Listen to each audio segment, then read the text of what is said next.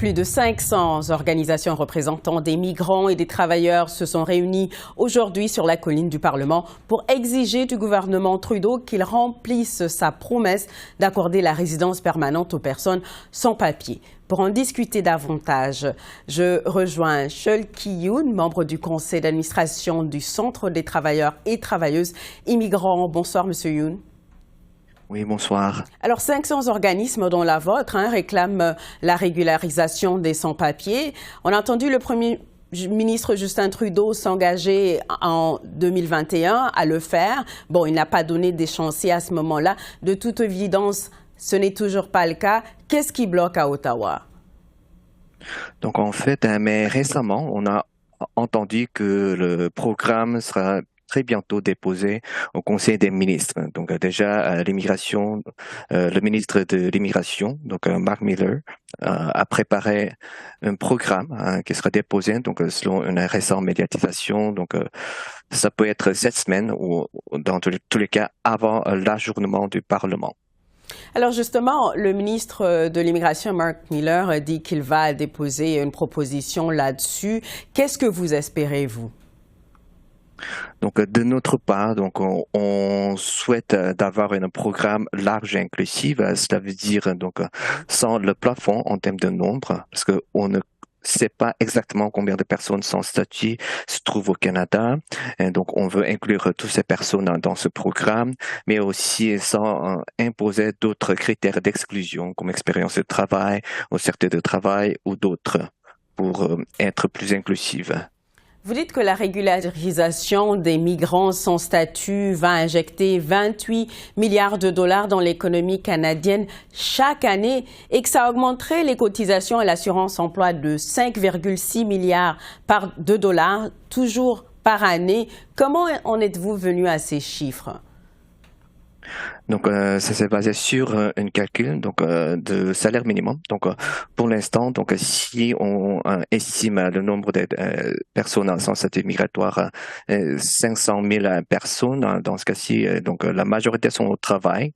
Donc, on fait un calcul basé sur ce nombre de travailleuses donc qui contribuent déjà, mais qui ne pouvaient pas déclarer correctement leurs revenus. Alors, visiblement, les migrants sans papier contribuent énormément à l'économie canadienne sans évidemment avoir la protection garantie par un statut légal. Pourquoi est-ce que cette marginalisation perdure?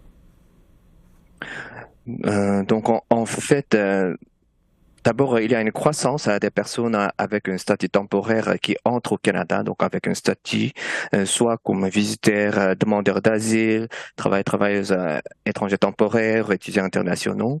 Mais en fait, accès à la résidence permanente, donc, comparé au nombre de personnes qui entrent avec un statut temporaire, donc ça c'est très limité. Donc, et il y a des raisons de décider de rester au Canada, même après l'expiration de leur statut, leur permis ou après que leur demande d'asile est déboutée.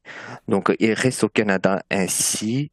Donc, on s'accumule ainsi le nombre de personnes sans statut migratoire et les politiques d'immigration qui sont actuellement mises en place ne couvrent pas toutes ces personnes. Donc, en fait, il y a plusieurs critères qui excluent de différentes personnes dans le processus d'immigration et aussi, donc, il y a déjà un plafond planifié pour la demande d'asile, le statut de réfugié. Donc, dans ce contexte, toutes ces personnes ne peuvent pas accéder à la résidence permanente comme ils voulaient. Alors, sur la question de l'exploitation au travail des personnes sans statut, vous dites que c'est un problème important. Décrivez-nous exactement pourquoi c'est si important de contrer cette situation. Donc, en théorie, toutes ces personnes qui sont au travail peuvent être et doivent être protégées par la loi et les règlements mis en place au Canada. Mais en fait, c'est plutôt la peur, donc la peur d'être détecté et finalement déporté par l'autorité publique. Et dans cette peur, ils hésitent de recourir à l'autorité publique pour protéger leurs propres droits. Et dans ce contexte, beaucoup de personnes sans statut sont exposées à l'exploitation et aux abus de leurs droits, donc à la merci de leurs employeurs. Et certains employeurs savent bien cette situation et ils bénéficient de cette situation de vulnérabilité. Lors de la crise Covid-19, le ministère de l'Immigration a régularisé des milliers de réfugiés, particulièrement dans le milieu de la santé.